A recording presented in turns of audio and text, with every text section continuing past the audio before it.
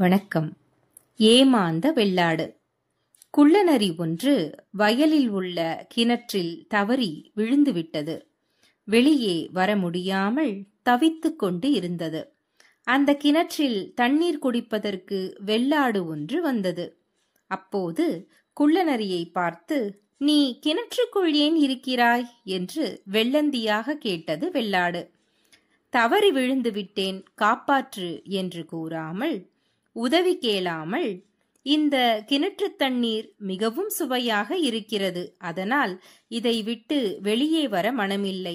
நீயும் இறங்கி வந்து இந்த நீரை பருகலாமே" என்றது குள்ளநரி. கள்ளம் கபடமற்ற வெள்ளாடு கிணற்றினுள் குதித்தது. தாகம் தீர நீரை பருகியது. "எப்படி வெளியே போவது?" என்று கேட்டது. உடனே குள்ளநரி, "வெள்ளாடே, உன்னுடைய முன்கால்கள் இரண்டையும் தூக்கி சுவற்றின் மீது வை. உன் முதுகில் ஏறி நான் வெளியில் சென்று உன்னையும் தூக்கிவிடுகிறேன்" என்று மிகவும் இனிமையான குரலில் கூறியது குள்ளநரி. அதன் பேச்சை நம்பி வெள்ளாடு அப்படியே செய்தது. நரி தந்திரமாக வெளியேறியது.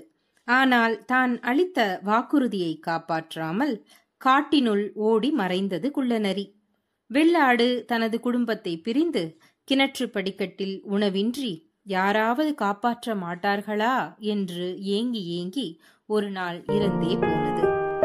மனிதர்களுள் பலர் இந்த வெள்ளாடு போல புகழ்ச்சிக்கும் இனிமையான பேச்சிற்கும் மயங்கி தனது நிலை இழந்து தவிக்கிறார்கள்.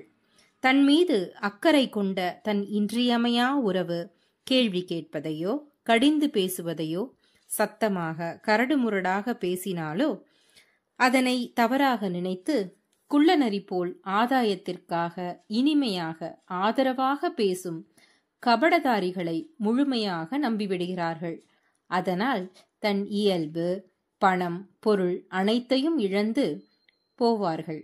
எப்போதும் நம் வீட்டில் இருக்கும் தாய் தந்தையோ தாத்தா பாட்டியோ, மனைவியானால் கணவனோ அல்லது கணவனானால் மனைவியோ நம் மீது அக்கறை கொண்டுதான் இது சரி, இது தவறு என்று நாம் பார்க்க மறந்த பக்கங்களை நமக்கு சுட்டிக்காட்ட விரும்புவர். அப்படி சொல்லும்போது சிலர் பொறுமையாகவும் சிலர் தலையில் குட்டியும் கூட சொல்லலாம். செதுக்கும் உளி பட கல்லிற்கு சில நேரம் வலிக்கலாம், சில நேரம் வேதனையும் ஆகலாம். ஆனால் அது செதுக்குவது அந்த கல்லை பிறர் வணங்கும் சிற்பமாக மாற்றவே அன்றி வேறொரு காரணம் இல்லை அல்லவா? தன்மையாக பேசுவதும் இனிமையாக பேசுவதும் அவர் கடந்து வந்த பாதையை பொறுத்தது. ஆனால் அவர் நம்மீது காட்டுவது நாம் உயர வேண்டும் என்றும் நம்மை வழிநடத்தவே அன்றி வேறில்லை. குளத்து நீரும் கிணற்று நீரும் ஆர்ப்பரிக்காது, ஆனால் அருவி நீர் ஆர்ப்பரிக்கும், இல்லையா? காரணம், அந்த அருவி கடந்து வந்த பாதை அங்கனம். பெற்றோர் கடிந்து கொள்வதும் அவ்வாறே. உணர்ந்தால் மகிழ்ச்சியை நமதாக்கலாம். ஆதாயத்திற்காக இனிமையாக பேசுபவர்கள், நம்மீது அளவிலா அக்கறை காட்டுபவர்கள் வண்ண வண்ணமாய் பாட்டில்களில் அடைத்த நீர் போலத்தான். சிறிது நேரம் தாகம் தீர்க்கலாம், சுத்தமாக தெரியலாம். ஆனால் தேவை ஏற்படும் போது தீர்ந்துவிடும். பின் விளைவுகளும் ஏராளம். இனிக்க இனிக்க பேசி ஏமாற்ற நினைப்பவர்களிடம் மிகவும் விழிப்பாக நடந்து கொள்ள வேண்டும். சிந்தித்து செயல்பட வேண்டும்.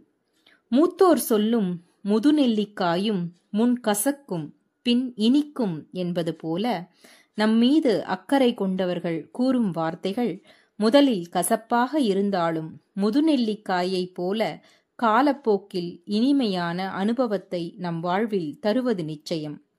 சிந்திப்போம்.